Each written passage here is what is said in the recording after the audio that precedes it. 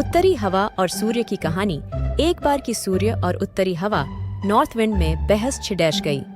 उत्तरी वायु घमंडी और जिद्दी प्रवृत्ति की थी। उसे अपनी शक्ति पर बड़े एढ़ा अभिमान था। अक्सर वह प्रचंड वेग से बहती और पेड़ों को उखाड़ डाफ फेंकती, घरों को गिरा देती, खेतों में खड़ेढ़ी फसल बर्बाद कर देती थी। उसमें उपस्थित आर्द्रता झीलों और नदियों के पानी को जमा देती थी।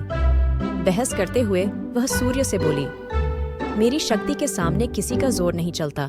मैं दुनिया में सबसे ज्यादा शक्तिशाली हूँ। मेरे सामने सब तुच्छ हैं। सूर्य नम्रता से बोला, मेरे विचार से हर किसी में शक्तियाँ भी होती हैं और कमजोरियाँ भी। इसलिए कोई खुद के सबसे शक्तिशाली होने का दावा नहीं कर सकता।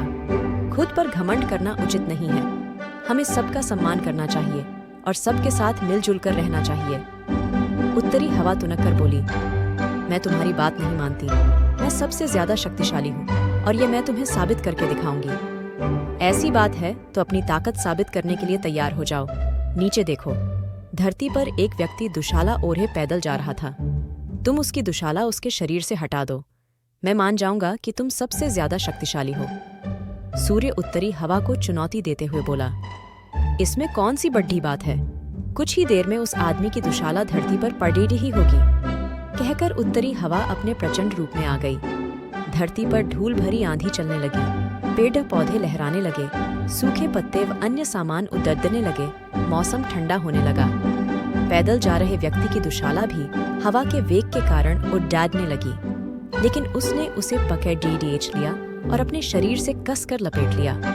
उत्तरी हवा ने अपनी प्रचंडता और बढ़ाई, लेकिन उसके साथ ठंड भी बरेज गई।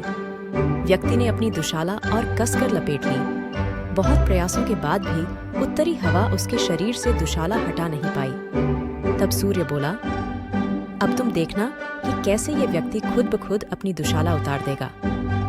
सूर्य ने अपना ताप बढ़ाना शुरू किया। तापमान बढ़ते ही धरती पर जा रहे व्यक्ति को गर्मी लगने लगे। वह पसीना पसीना हो गया। फिर क्या, उसने खुद ही अपनी दुशाला उतार दी। यह देखकर उत्तरी हवा बहुत शर्मिंदा हुई। अपने घमंड के कारण उसे सूर्य के सामने नीचा देखना पड़ा। उस दिन के बाद से उसने अपनी शक्ति पर कभी घमंड नहीं किया। सीख घमंडी का सिर नीचा होता है।